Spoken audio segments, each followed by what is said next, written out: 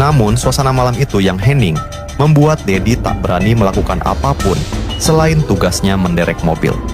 Dedi juga melihat beberapa pedang dan barang tajam lainnya yang diletakkan berjejer di meja rest area kilometer 50.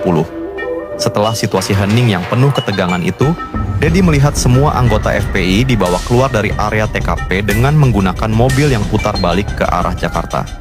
Dan sama seperti warga, Dedi bersaksi tidak melihat sedikit pun tanda-tanda terjadinya adu timah panas di TKP. Dari semua peristiwa yang dia saksikan malam itu, Dedi berpendapat, para anggota Laskar FPI kehilangan nyawa bukan di area jalan tol. Sayangnya, semua kesaksian tersebut tak bisa dibuktikan kesahihannya setelah pihak Jasa Marga mengumumkan bahwa CCTV di sekitar TKP kebetulan sedang rusak.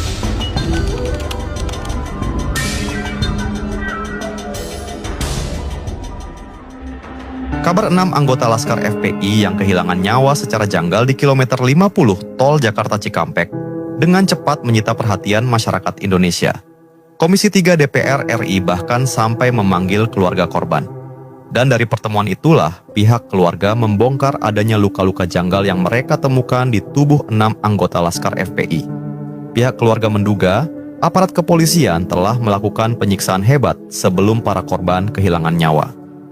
Di tengah proses pengawalan yang dilakukan DPR RI, pihak FPI juga terus bergerak menekan pihak kepolisian untuk melakukan penyelidikan secara transparan. Salah satu petinggi FPI, Munarman, menantang pihak kepolisian untuk mengecek nomor registrasi Senpi yang dijadikan barang bukti. Munarman yakin dari pengecekan pasti akan diketahui bahwa Senpi tersebut bukanlah milik anggota FPI. Komnas HAM pun turun tangan dengan melakukan beberapa penyelidikan. Dan hasilnya, Komnas HAM memberi rekomendasi agar kasus ini naik ke meja hukum.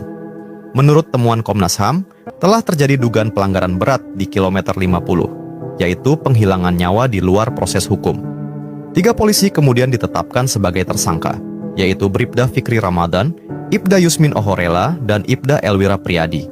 Ketiganya didakwa telah melakukan penganiayaan yang menyebabkan seseorang kehilangan nyawa. Namun sebelum proses persidangan, Ibda Elwira Priyadi dinyatakan meninggal dunia.